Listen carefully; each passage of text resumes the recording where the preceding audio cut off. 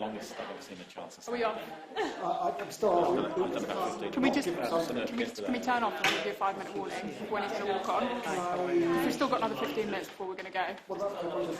Yeah, sure, just stick it up. I need to give him something. Fine. Yeah, we'll just... That's perfect. Thank you. Well, you just... This is quite nice. There's no going out and doing some news.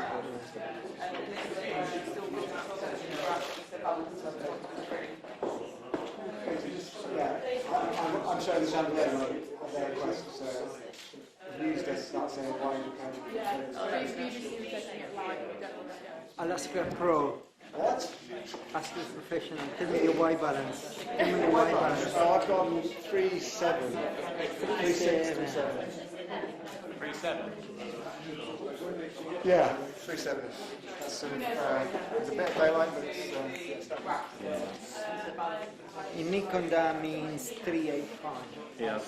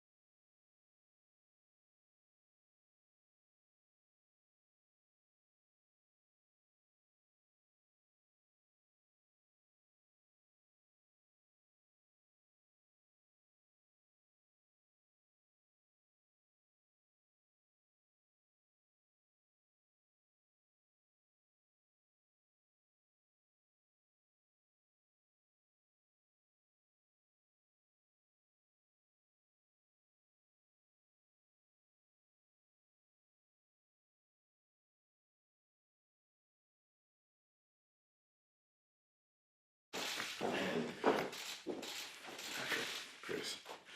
Good afternoon, everybody, and thank you very much for coming.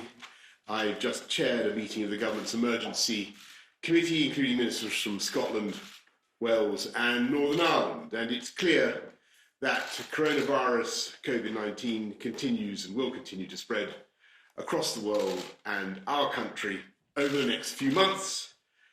We've done what can be done to contain this disease, and this has brought us valuable time, but it's now a global pandemic, and the number of cases will rise sharply. Indeed, the true number of cases is higher, perhaps much higher than the number of cases we have so far confirmed with tests. And I've got to be clear, we've all got to be clear, this is the worst public health crisis for a generation.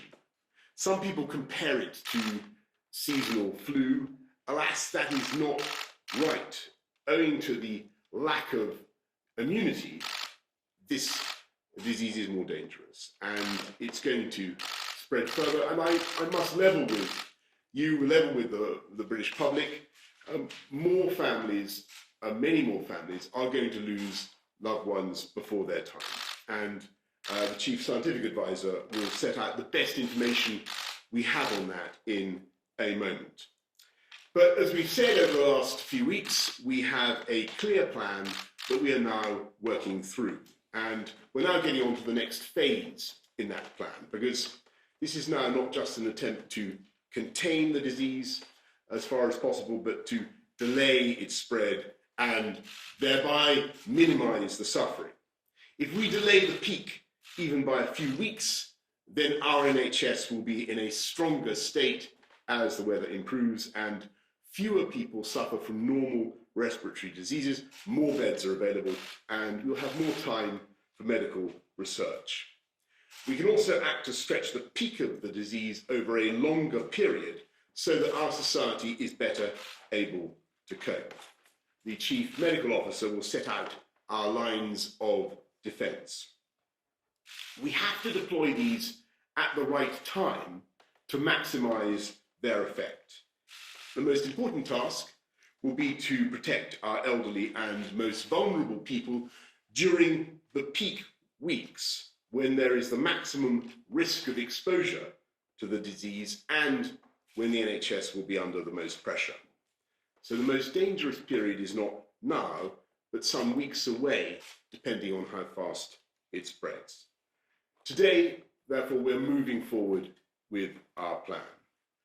From tomorrow, if you have coronavirus symptoms, however mild, either a new continuous cough or a high temperature, then you should stay at home for at least 7 days to protect others and help slow the spread of the disease.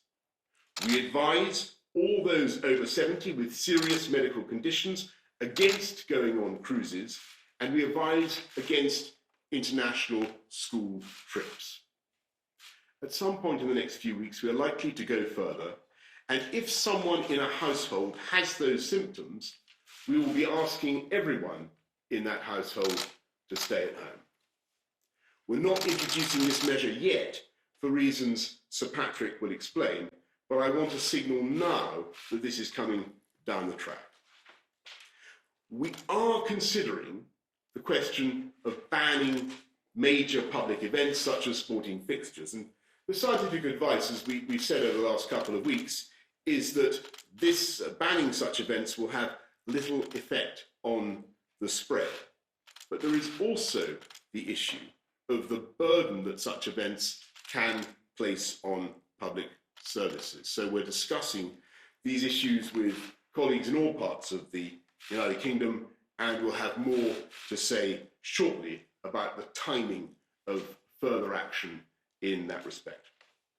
At all stages, we have been guided by the science, and we will do the right thing at the right time. We are not, repeat not, closing schools now.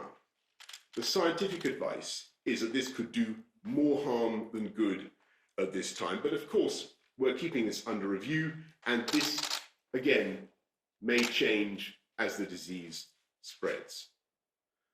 Schools should only close if they are specifically advised to do so, and that remains our advice. There is no escaping the reality that these measures will cause severe disruption across our country for many months. The best scientific advice is that this will help us slow the disease and save lives. There will be detailed information available on the NHS website and from 111 online. But I want to stress something that's very important in the wake of what we're saying this afternoon.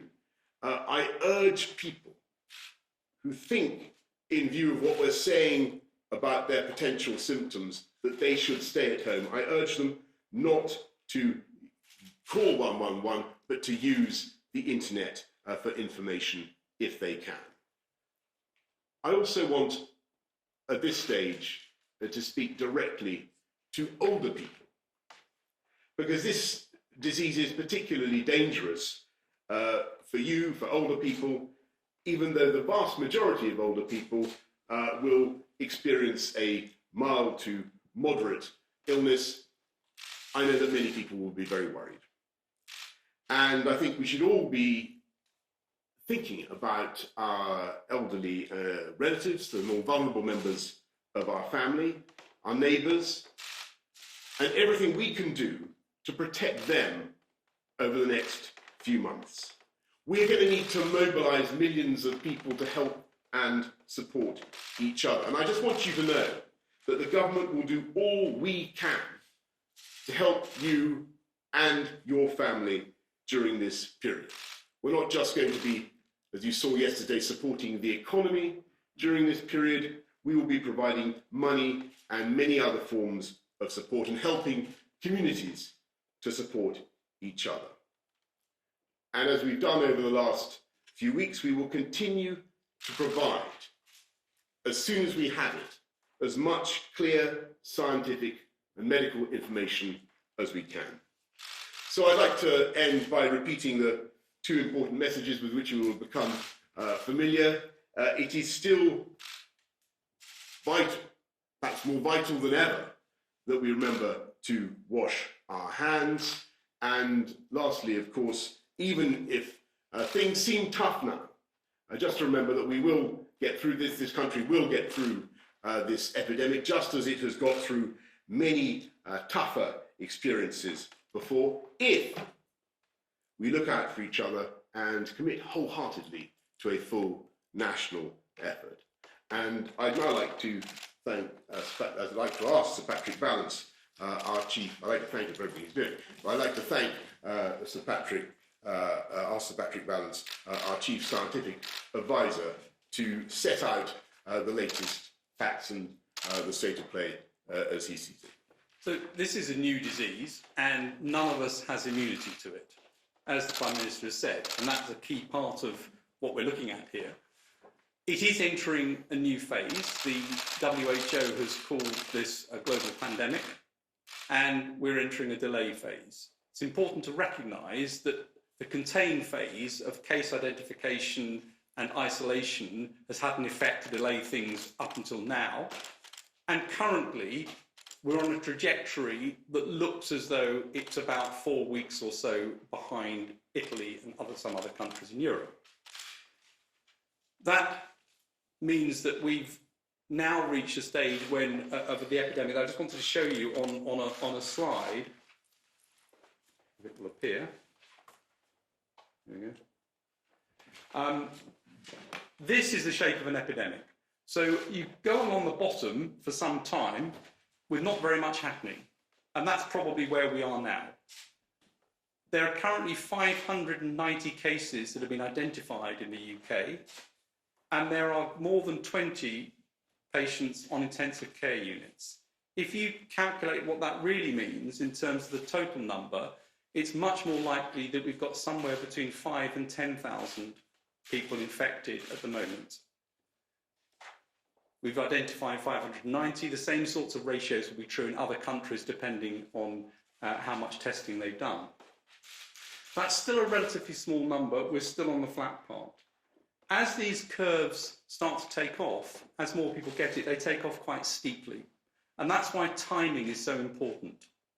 Because what you want to do is to protect people during the most infectious period, and I'll explain that in just a minute. So we're in a period now where we've got some, but it hasn't yet taken off. The actions that we need to take are to try to do two things. It's to delay, hopefully this will come on. It is to delay the peak and to push the peak down. So we're trying to reduce the number of cases at any one time. That's very important for NHS in order to make the NHS able to cope with this. And it's also important because it pushes it out into summer months where the NHS is less busy, but also where there may be less transmission of virus. Respiratory infections in general tend to be a bit less common. So that's one aim, is to change the shape of this. And it's important to recognise it's not to stop everybody getting it. You can't do that. It's not possible to stop everybody getting it. And it's also actually not desirable because you want some immunity in the population. We need to have immunity to protect ourselves from this in the future. The second big aim that we need to look for is how in that we protect the vulnerable and the elderly, who are at most risk of serious illness and dying from this. And the way this disease looks as though it appears is that you have 5 days or so of mild viral illness, and then a small proportion of people get a second phase where they have some sort of immune response to it, which causes the damage. And the elderly and the sick are much more likely to get that. So during the period of peak transmission, we need to protect them at that phase. And if you look at the curves, it becomes obvious if you do that at the moment, you're not protecting anybody really, because the number of cases are too small. If you do it at the right time, then you're protecting them over the peak and you're not asking them to be in isolation for too long. Similarly, with the idea of households going into complete isolation, that comes a bit later when you've got some more cases coming up. At the moment, if you asked households to completely isolate if one person was ill, most people would not have coronavirus. You may have to do the whole thing all over again. And what happens then is the effect of that wanes because people get fed up with doing this and you end up with not being able to do it time and time again. So the timing is critical, and that's true across all of the interventions we've looked at. That's why this is a package of things that need to happen at the right time and in the right phasing. In terms of mass gatherings and schools, it's true that there's some effect in closing schools, but that effect is minimal, and actually you'd have to do it for 13 to 16 weeks or longer, and you don't need to be a very advanced mathematician to work out that the chances of keeping children not speaking to each other or playing with each other over 13 to 16 weeks is 0, and therefore you have to be very careful to make sure you take the right measures that will stop this, rather than things which might end up with children, for example, going to stay with grandparents at a time when they might be most vulnerable. So the idea is to do things at the right time, not to end up with measures stopping during the peak and exposing more people to illness. And I'll hand over to Chief Medical Officer to explain in more detail the measures that are being proposed. So I'll just amplify just a few of the points that have just been made. First of all, we are clearly now stopping the contain phase of this operation that we've always said from the beginning. There were 4 stages to this: contain, delay, research and mitigate, and the contain finishes from today.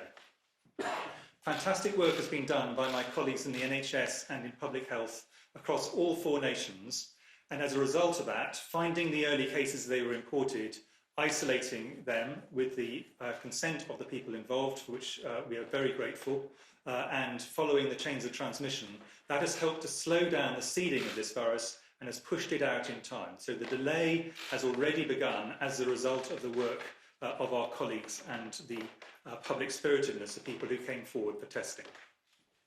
But now we move on to the next phase, and I think that's made very clear by the fact that the World Health Organization yesterday declared this as a global pandemic, and today the 4 UK CMOs agree that we should raise the risks to the UK, all 4 nations, too high.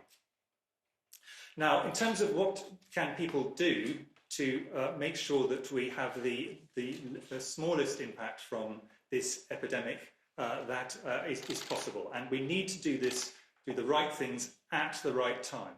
And just to add one point to the reasons that Sir Patrick has just given, if people go too early, they become very fatigued.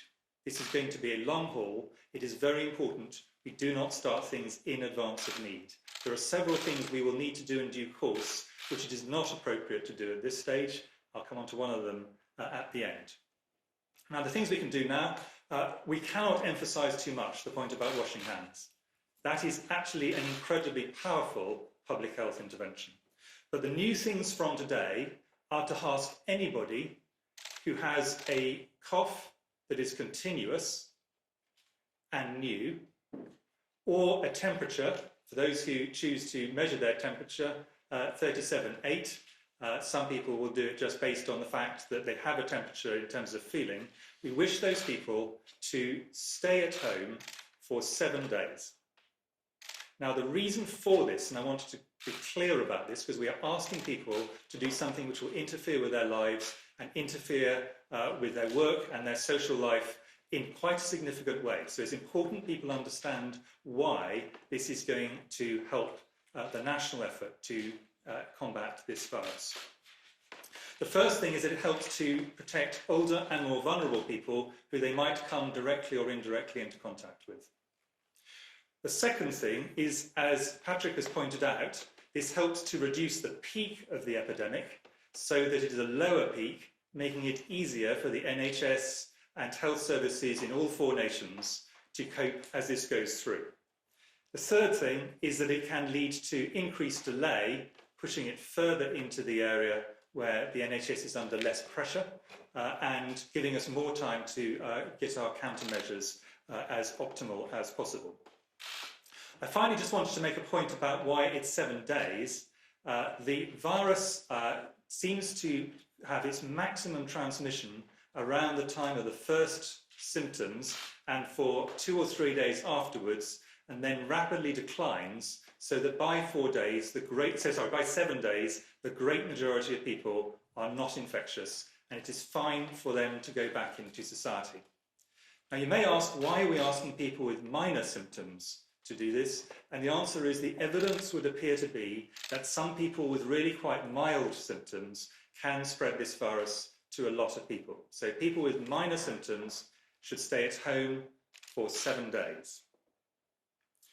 Now, there is an additional point I want to re-emphasise from the Prime Minister, which is just as people would not normally, if they had a minor sprain or other minor problem, call for an ambulance, it is important that people with very minor symptoms do not call 111. However, if their symptoms start to deteriorate and they're getting to the point where they normally would have sought medical care, at that point we would want them to call 111 or behave as they normally would have done. So we're not expecting people to stay at home as they gradually deteriorate. If there's a certain point people are really worried, at that point they should call the service. But doing it routinely with minor symptoms is not a useful thing to do for them, and it will put a big burden on the service, making it harder for others to get through with what may be life-threatening conditions. There are a few other changes that are going to go alongside this. The first of which is it is no longer needed for us to identify every case, and we will move from having testing mainly done in homes and outpatients and walk-in centres to a situation where people who are who are remaining at home do not need testing, and we will pivot all of the testing capacity to identifying people in hospitals who have got symptoms so we can pick them up early, make sure we treat them well, and ensure that they don't pass on the virus to other people in hospitals. So there'll be a change in the hospital and other testing systems. And finally, we will no longer have any geographical limits to who gets tested. The testing will be based on symptoms and severity. So it's no longer relevant where someone has come from. This is going to be people irrespective of their travel history. I wanted just to make 2 points in addition to that. The first one is the next stage along, we are going to want to do a package of things which are about putting social distancing around the people who are vulnerable, who are older people and those with severe health conditions. But we do not think it is appropriate to make a national recommendation for that at the moment, because this is too early in the course of the epidemic that Sir Patrick passed on. And if you think about what would happen if you prematurely put elderly or vulnerable people in a situation where you're saying, we really want to cut down on your social interactions, we really want to cut back on every kind of thing where you might come into contact with others, it has big practical implications for them, and it may lead to loneliness and other issues which are clearly very undesirable for them. So whilst we will need to move to that stage, we do not think this is the right moment along the pandemic to do so, but that point will come. Finally, are we in mitigation phase? The answer is this is the stage we need to do the things we can to mitigate, which means to reduce the pressure on the NHS and other health services. And that is basically made up of two parts. The first part is reducing the peak so that the demand on the service is reduced. And that is what the interventions we're talking about today with people staying at home will help to do. And the second part is to increase the capacity and flexibility of the NHS so that it is better able to meet the very considerable demands that are going to be heading its way when we reach the peak of this epidemic. Thanks, Chris. Okay, well, let's go to some questions from those of you who've been kind enough to come. Laura Koonsberg. Thank you very much, Prime Minister. This is, as you say, the worst public health crisis for a generation. There may be as many as 10,000 cases already. How sure are you that the approach you're taking, holding back from some of the more drastic measures, is the right one?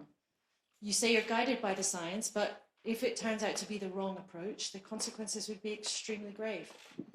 Well, we're guided by the science in everything that we do, Laura. And just on the delay, for instance, the issue about elderly people and the protection of elderly people, asking elderly people to stay at home, that's one thing that you've really got to time, as Chris and Patrick have been explaining, so that it coincides with the period at which the epidemic is really at its peak. So you need to make sure that you move that period when we're asking older people, vulnerable people, to go through a pretty difficult period of isolation, and we time it so as to coincide with the moment when they are at most exposure, most risk of exposure to the illness. That's one of the reasons why we're not triggering that draconian measure now, if you see what I mean. And on the issue, for instance, of mass gatherings, sporting events, and so on, it is very important that we're guided by the science. There is very little epidemiological or medical reason at the moment to ban such events, as I think Nicola Sturgeon, First Minister of Scotland, has also made clear. But in Scotland, they do have particular issues with the resilience of their public services. And we will want to be keeping that issue under review here across the UK as well. Because, let's be clear, that may become a factor for all of us. And we may also be wishing to go forward with stopping those kinds of events as well. So we're not saying no to that sort of measure, of course not. We're keeping it up our sleeve, but it's very, very important that we get that in order to maximise the benefits of our interventions, that we get the timing right. If I could just add one thing to that, which is an important part of the science on this is actually the behavioural science. And what that shows is probably common sense to everybody in this audience, which is that people start off with the best of intentions, but enthusiasm at a certain point starts to flag.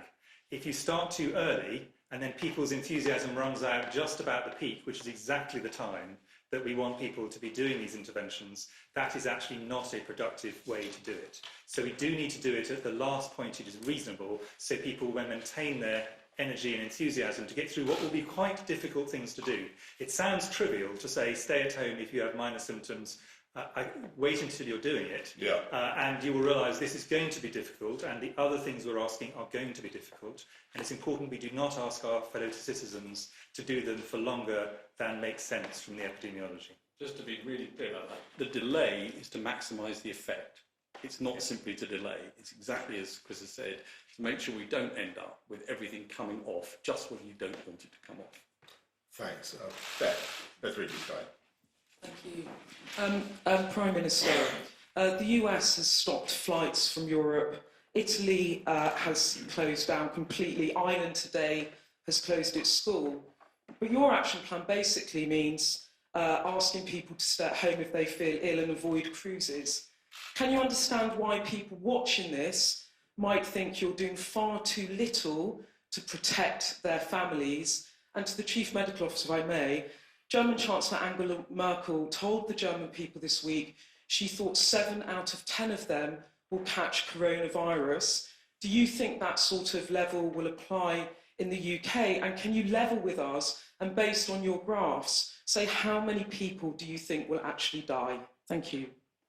Well, Beth, first of all, I mean, we have to look at the efficacy of the measures that we're bringing forward. And this, I mean, as I've said throughout, we're looking at the science, and the measures that I've discussed today with you, staying at home if you think you have the symptoms, your whole household staying at home, looking after the elderly, making sure the elderly and vulnerable stay at home.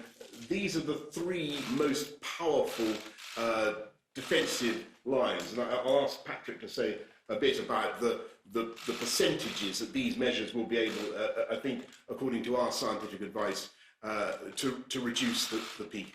We think it's very important to maintain public trust and confidence in what we're doing throughout this challenging time, always to be guided by the best possible scientific advice. Patrick. So the modelling predicts that you get about a 20 to 25% reduction in peak with getting people to stay at home for 7 days if they've got mild symptoms. You'd get something like a 25% reduction if you went to the whole household isolation, and those are additive, so you'd expect to get up towards 50 plus. And then looking after the elderly in terms of preventing them from getting infected, that's not so much about stopping or reducing the transmission in society, that's about them not getting it. That has a bigger effect on death, where you'd expect about 20 to 30% reduction in death rate. So those are the 3 most important measures to take. It doesn't mean other things don't have additional effects as well, but those are the ones which have the biggest effect, and therefore they need to come in first. You can bring in other things later, and it's important, I think, not to go to things that have relatively small effects but sound very sensible, because that puts people off doing the things that really matter. And it's also important, as we keep stressing, to do this in a way that's sustainable, because we're not talking about measures that you're going to do for a week or 2. These are measures which we have to have in place over the whole course of the epidemic. So I'll add an additional point on the schooling, which I think is something which obviously families really care about, and then I'll answer directly your question on the numbers. On schooling, the additional points, in addition to the modelling, so one reason to close schools is it's going to have a big impact on the epidemics. Patrick has already covered that. A second reason is if children are particularly affected by a virus or some other infection. Fortunately, and this is one silver lining, if you wish, in this particular infection, it looks as if children are affected much less than adults based on the early data we have at the moment. Our view is not that they don't get infected, we think they probably do, but they seem to have a much milder disease in general. So the second possible reason to close schools does not appear to be there. And of course, closing schools has big knock-on effects across all of society. So it has to be justified by very strong reasons, either for protection of children or for the impact on the epidemic. In the absence of those, the evidence for doing this is quite weak. In terms of being level, as you put it, with numbers, I have been absolutely level on every number in which I have confidence. Actually, our top number for our reasonable worst case scenario is higher than the Chancellor's. In fact, our top planning assumption would be up to 80% of the population being infected. But that is an entirely speculative number. Now, we do know something about the mortality rate. I've discussed that before. I'm very happy to go through that. But the overall mortality rate is, in our view, Patrick and I completely agree on this, 1% or less overall, although higher in older and vulnerable groups and lower in other groups. The bit we actually do not know, and I'm really not in favour of putting what I consider are basically speculative numbers, which are kind of made up just for convenience, into the public domain, is what percentage of people are actually infected. If you multiply by the one by the other, then you'll get a number. But we do not know. And if you look around the world, nowhere so far is coming anywhere near the 80%, which is our top reasonable worst case scenario. As soon as we get a clear indication as to what we think is a reasonably stable number on that, I'm very happy to then do what is a pretty straightforward mathematical calculation and say this is where we think we will land. But what I'm trying to avoid, and Patrick is as well, is trying to be really clear about what we know, really clear about where we've got numbers that we think are reasonable estimates or reasonable worst case estimates, and not put into the public domain numbers which in my view are really basically speculative.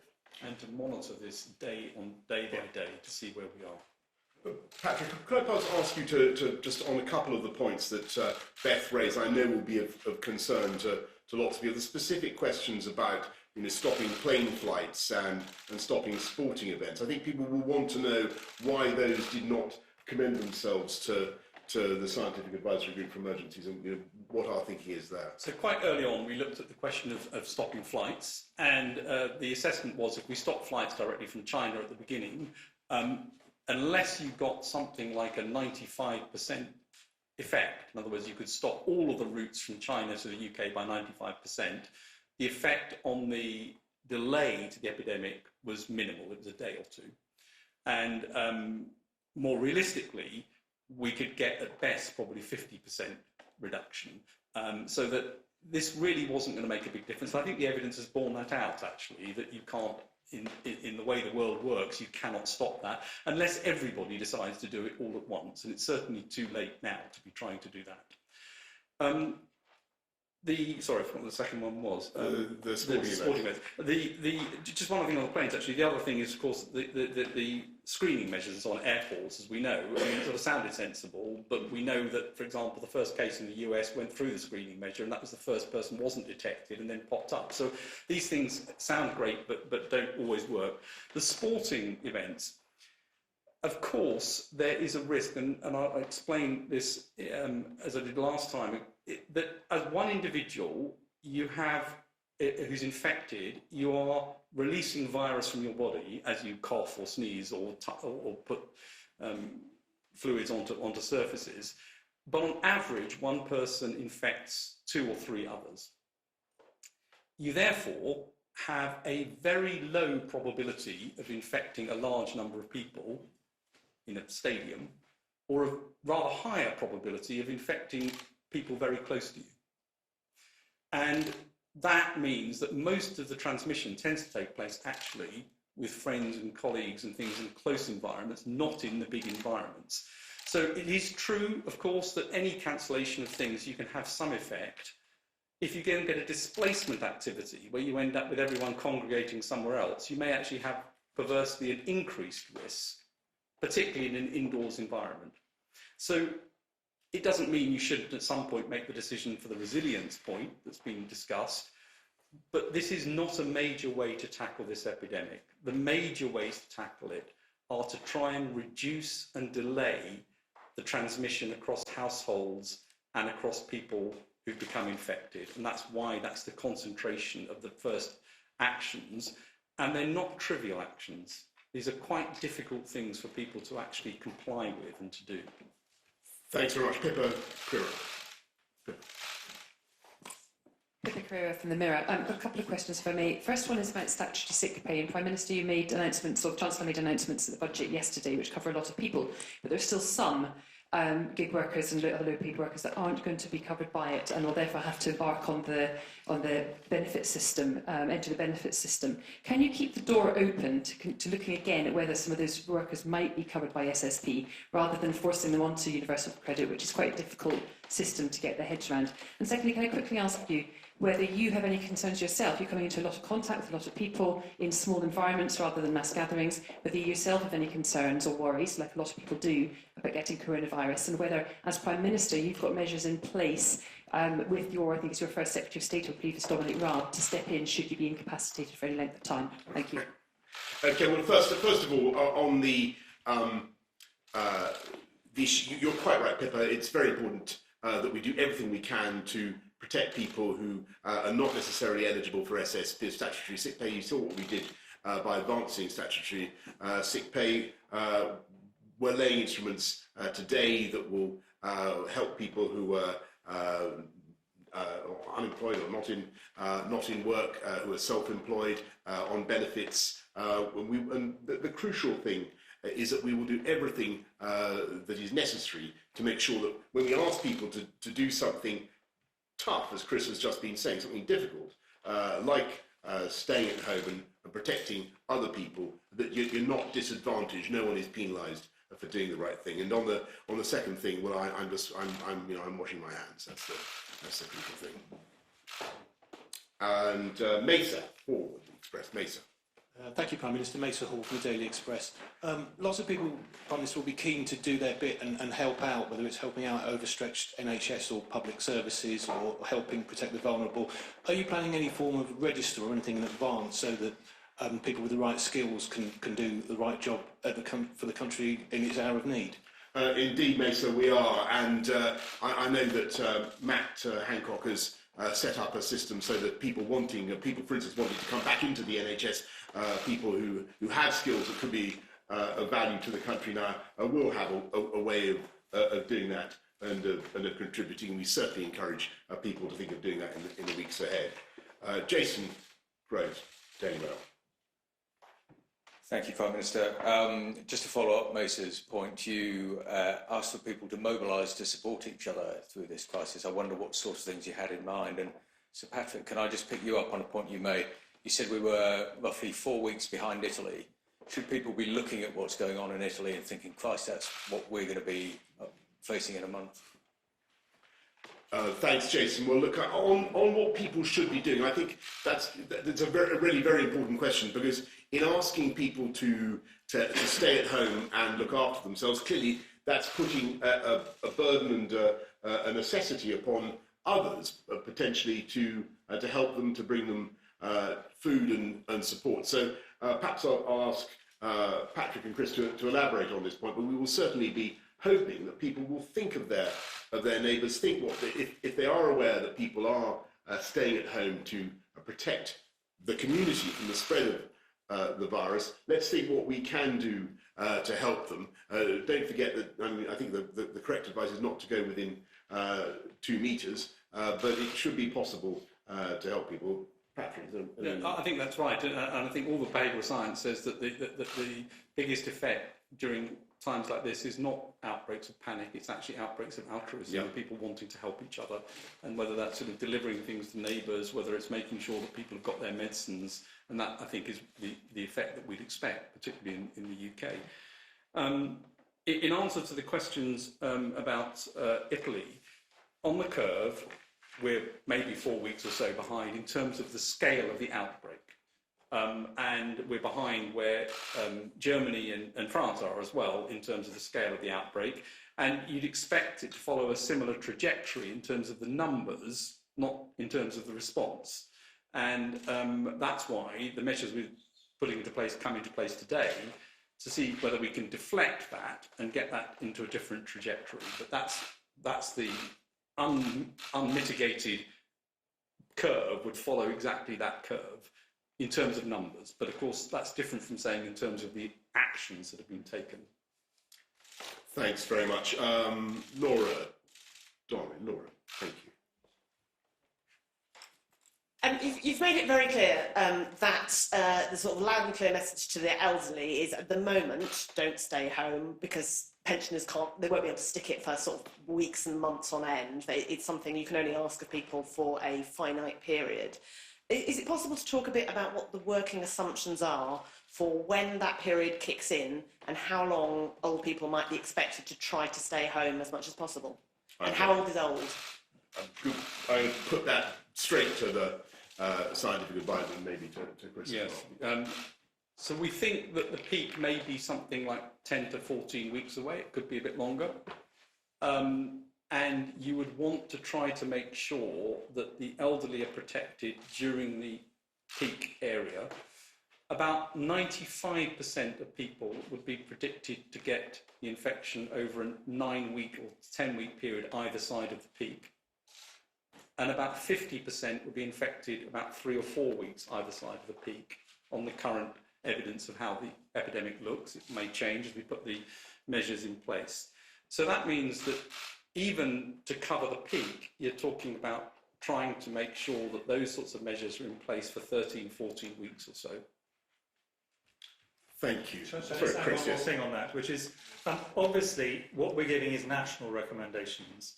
Individual people may have discussions with their own GP or specialist if they're under specialist care that said that this is something which is appropriate for them, even now.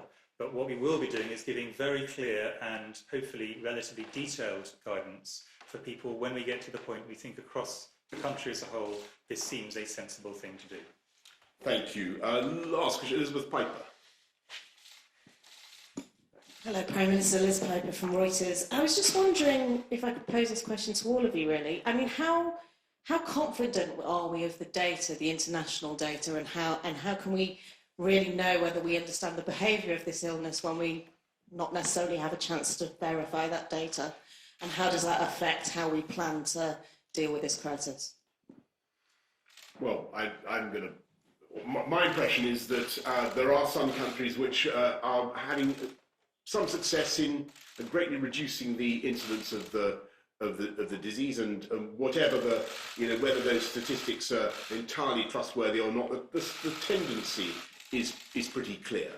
I think the issue is the one that was referred to earlier, which is that there may be measures that we could take which were of a very draconian and immediate nature that really did suppress drastically the contact between human beings in this country, but might mean that the delay, the disease simply came back, surged back again in a few months or in a few months' time in a way that we weren't properly protected for. But I think that there are certain things we are very confident of, like the mortality rate, which we now, initially we were uncertain of.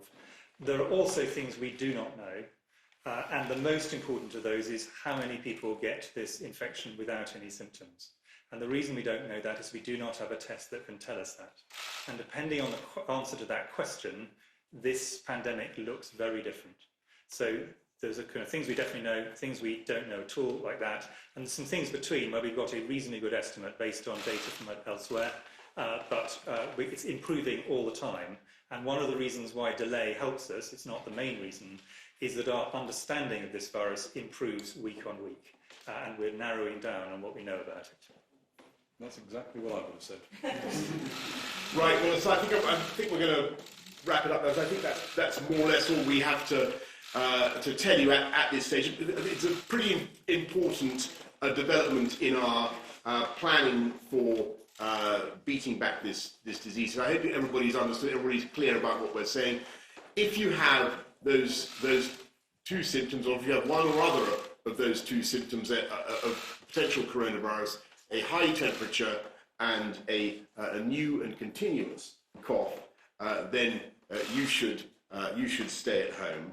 And the reasons that we advise you to do that is really that this will help us to delay and flatten the peaks, squash that sombrero that you saw on the map, because that is the way to minimise the suffering and minimise the impact of this disease.